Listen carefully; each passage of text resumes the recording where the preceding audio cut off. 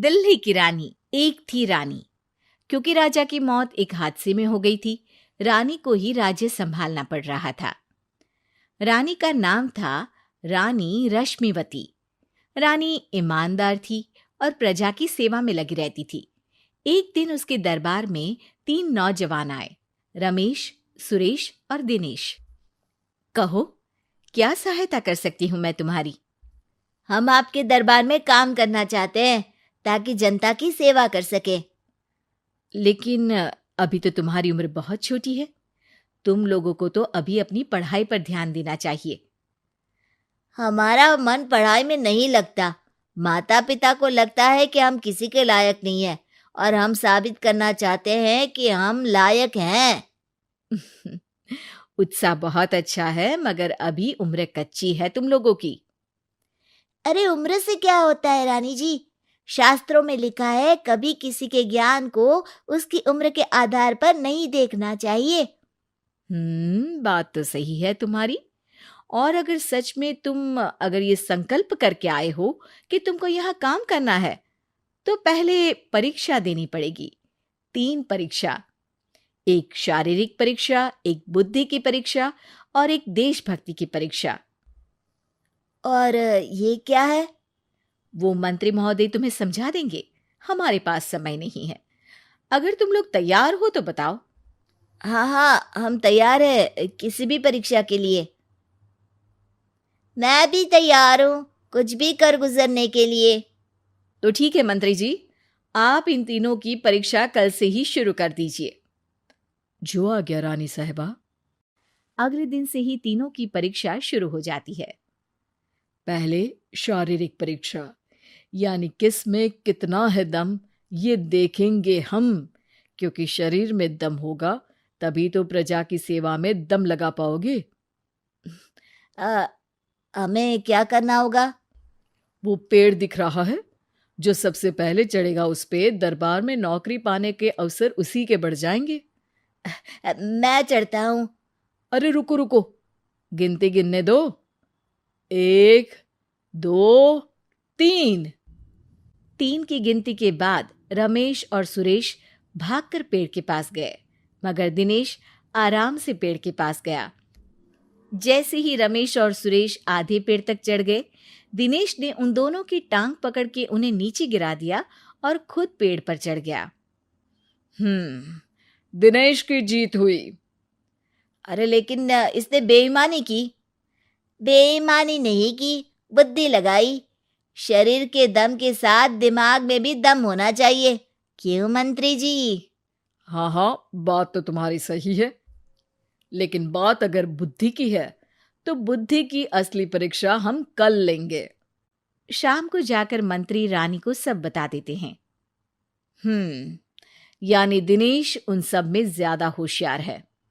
जी रानी साहिबा। अगले दिन तीनों की बौद्धिक परीक्षा का समय होता है। आज हमें क्या करना है मंत्री जी? थोड़ा सब्र करो, कल जल्दबाजी में ही हारे थे तुम। सही कह रहे हैं मंत्री जी। अरे तू क्यों ज्यादा बोल रहा है? तू भी तो हारा था ना कल। ए दिनेश, ज्यादा होशियार मत बन। अरे लड़ो मत। आज की परीक्षा पर ध्यान दो। आज की बौद्धिक परीक्षा में ये कुछ बोरे हैं, कुछ में नमक है और कुछ में रुई। जिसको जो ले जाना है उठा लो। देखते हैं कि कौन जल्दी से कोई भी एक बोरा नदी के उस पार लेकर जाता है। समय शुरू होता है अब। तीनों बोरों की तरफ बढ़ते हैं। सुरेश, नमक की बोरी भारी है, ले जाने में मुश्किल होगी। हाँ, सही कह रहा है। रुई हल्की है, हम दोनों रुई लेकर चलते हैं। अरे भाई, मैं तो नमक लेकर जाऊंगा। रमेश और सुरेश ये सोचकर हंसते हैं कि आज तो दिनेश हार ही जाएगा। दौड़ शुरू होती है। 1, 2, 3। तीनों नदी की तरफ भागते हैं। रुई में वजन कम होने के कारण रमेश और सुरेश आगे निकल जाते हैं और दिनेश थोड़ा पीछे। पर जैसे ही वो सब नदी में जाते हैं, दिनेश की बोरी का नमक गलने लगता है और वजन कम हो जाता है, जबकि रमेश और सुरेश की रुई में पानी भर जाता है और बोरी का वजन बढ़ जाता है।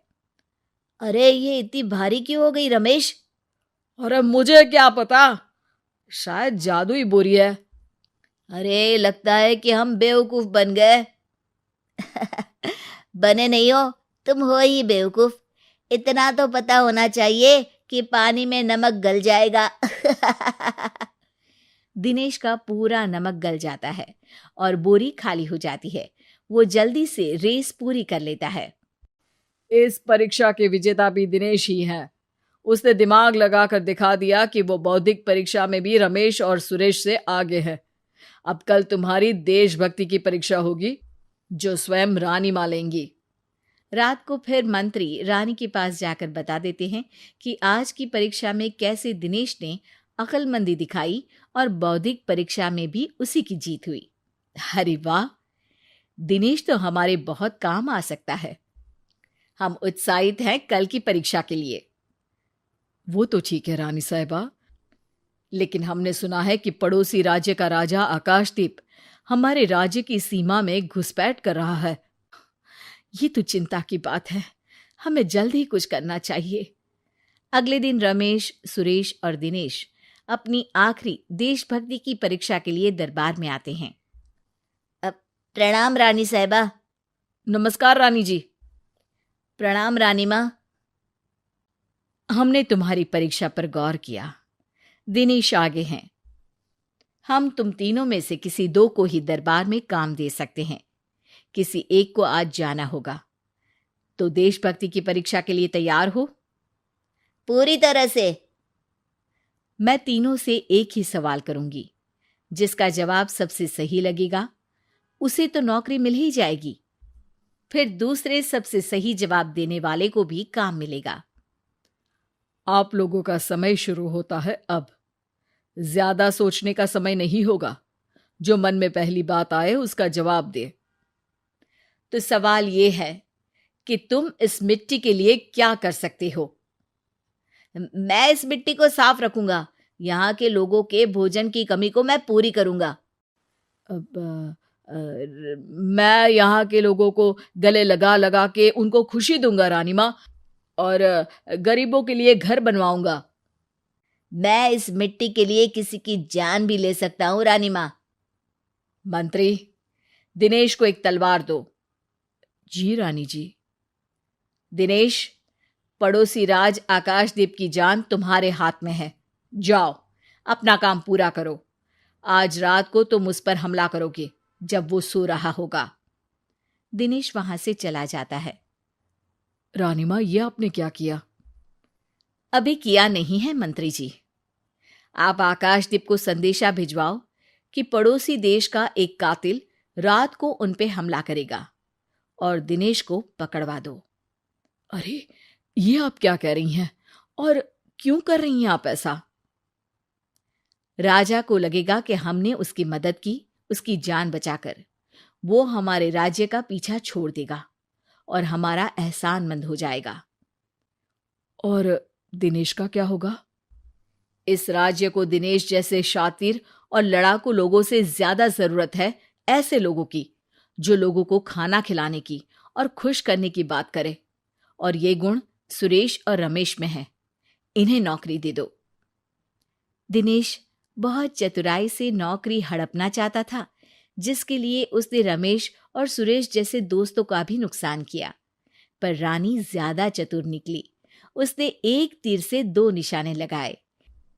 दिनेश जैसे खूंखार युवक को राज्य से बाहर करवा दिया और पड़ोसी राजा आकाशदीप को अपना एहसानमंद कर लिया।